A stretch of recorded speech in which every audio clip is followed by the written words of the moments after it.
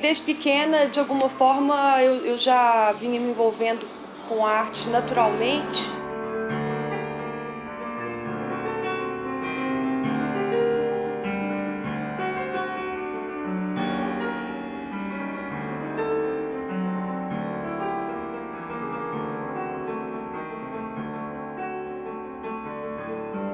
De 9 aos 23 anos eu estudei piano muito seriamente, tudo, era muito envolvida com isso lá em Itabirito, morava em Itabirito na época com meus pais.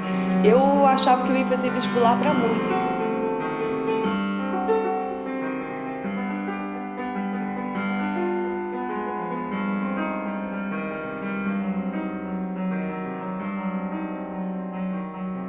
E foi quando caiu minha ficha de que eu deveria mesmo era fazer uma outra coisa, porque como musicista eu seria no máximo uma boa intérprete. Eu não tenho muita capacidade de criação musical. Então, foi muito bom isso ter acontecido, porque eu me dei conta de que essa coisa das artes visuais era uma coisa que já fluía para mim tão naturalmente que eu não dava atenção para isso. Eu fazia os cenários da escola de música, desde pequena eu desenhava, modelava, sempre tive facilidade com o tridimensional. Então, acabei fazendo artes plásticas por acidente, na última hora, um feliz acidente. Embora eu não separe tanto as artes, né? Eu acho que as coisas são muito misturadas. Então, a música continua presente no meu trabalho, de alguma forma. Esses objetos que eu fiz por último, por exemplo, todos têm sonoridades, têm ritmos, né? Têm ciclos que se repetem.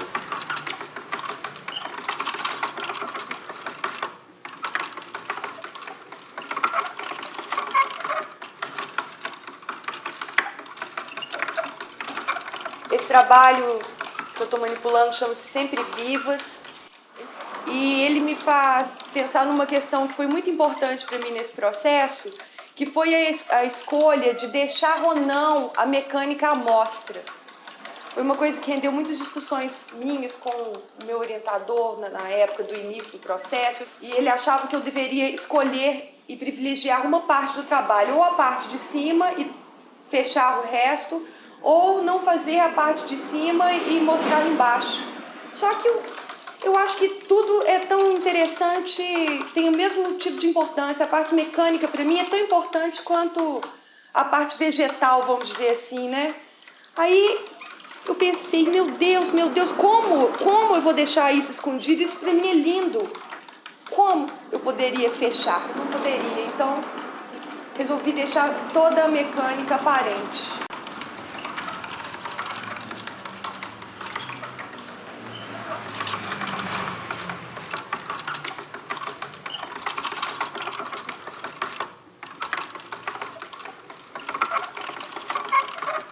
A ideia da temática ser com plantas foi porque, quando eu fiz esse retorno para as artes plásticas, eu estava profundamente mergulhada no universo do teatro. Durante uns 10 anos, depois que eu formei, mais ou menos. Até que eu conheci uma pessoa que foi primordial para que eu fizesse essa volta, que foi o Rubens do Espírito Santo. É um artista de São Paulo, é um mestre que também tem uma escola livre de arte, que ensina as coisas bem à maneira dele, de uma ótica da filosofia de arte, filosofia da arte contemporânea. Eu fiz uma residência com ele durante 2 anos. E ele me mostrou que se eu não fizesse esse retorno agora, talvez eu não fizesse mais, porque a tendência é que eu fosse me aprofundando e me envolvendo cada vez mais nesse universo teatral, que é maravilhoso, mas eu já estava com um impulso muito grande para começar a fazer as esculturas cinéticas, que quando eu me formei eu não tinha técnica ainda para isso, né? Coincidentemente, nessa época, eu estava muito interessada, eu sempre tive um interesse por plantas, gosto muito de plantas, é uma coisa que vem de família também, tudo, e fiz uma pós-graduação em botânica. Então, uma coisa se uniu à outra. Falei, vou fazer plantas mecânicas, máquinas de plantas, bonecos de plantas, é tudo muito misturado, né?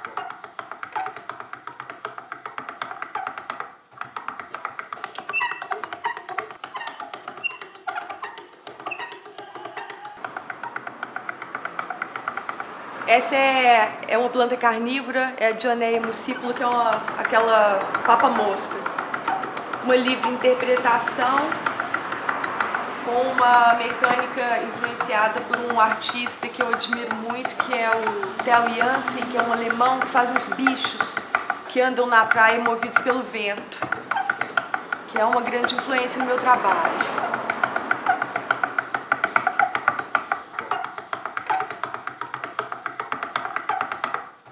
Essa ideia de fazer plantas mecânicas é um negócio bizarro, muito interessante, que por um lado tem uma poesia, tem uma delicadeza, por outro tem um lado muito bizarro, porque é a mecânica contra o orgânico, são várias contradições que estão juntas, né, nesse trabalho. Me lembrei do Jardim das Delícias do Bosch, né, que é um trabalho que, apesar de ser pintura e de ser medieval, não tem necessariamente a ver com esse, tem a ver no sentido de que é um trabalho bizarro e carregado de símbolos.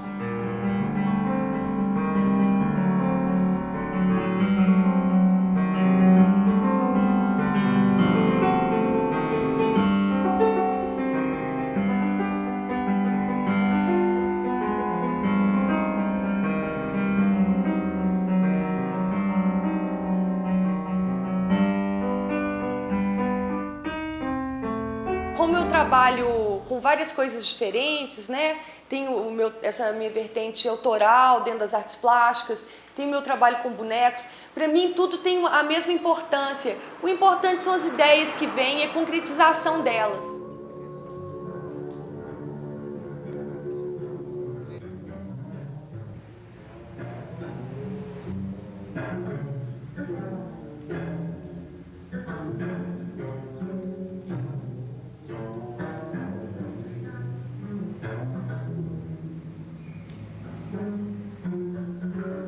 Eu não acredito, né, nisso de cursos de bonecos, onde a pessoa entra, faz um mês de curso e sai fazendo bonecos. Não existe.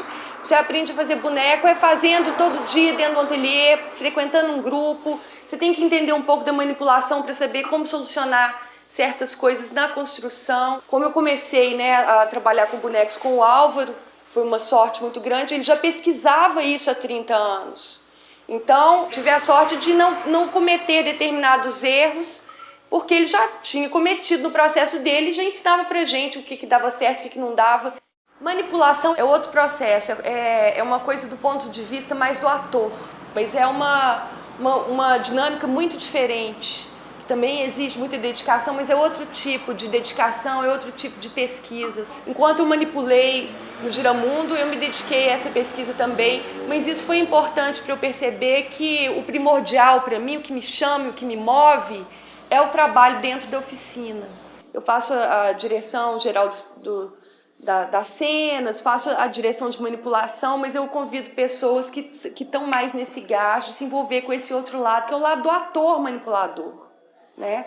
E a minha grande viagem é a construção dos bonecos, é pesquisa de novas formas de construção que possibilitem movimentos diferentes. Então, dentro do meu grupo, a gente tem essa vertente forte dessa pesquisa mecânica, que foi o que me levou para o teatro de bonecos e que é o que eu utilizo agora de volta nas artes plásticas. Caindo dentro do vaso.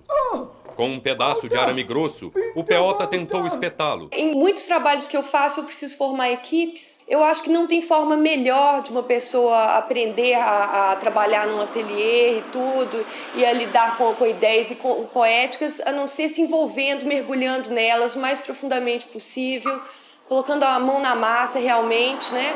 E eu tento fazer com que a pessoa tenha uma formação bem geral, que ela se intere das ideias, dos processos e que ela traga também as ideias dela para que a gente possa ter essa troca. E dessa forma eu vou ensinando a parte técnica, como lidar com os materiais dentro de uma viagem que eu tenha iniciado, mas é muito importante que a pessoa se envolva poeticamente.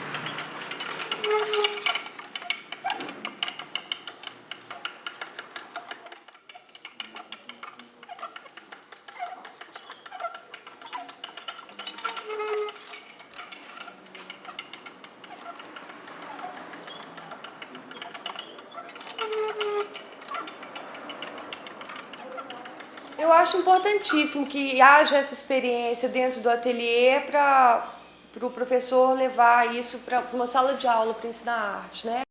Agora, o que eu acho mais importante dentro do ensino de arte, que eu acho que é uma coisa que muitas vezes acontece, infelizmente, é que os professores não mostrem para os alunos o que é certo e o que é errado dentro de arte, porque isso não existe. Eu acho muito importante que se estimule a imaginação e as poéticas, porque ao invés de ficar preso em exercícios, repetições de fórmulas, que infelizmente é o que acontece muito, né?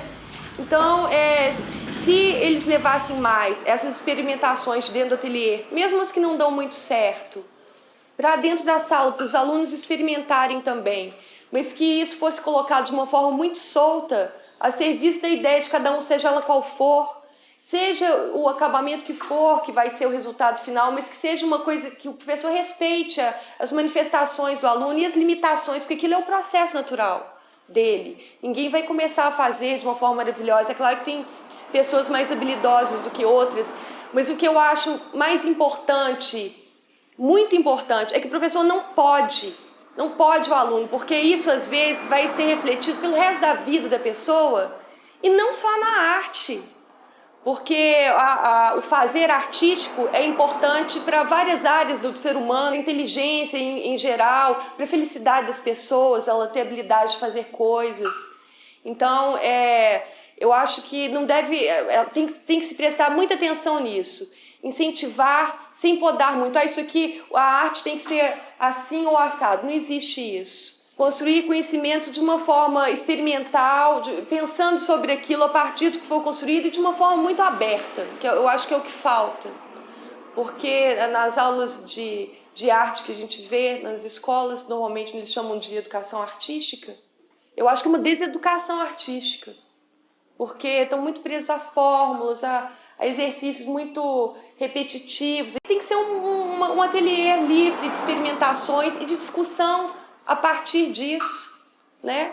Comparando com coisas que já foram feitas e pensando a respeito disso e provocando discussões e pensamentos críticos, né? A partir do fazer.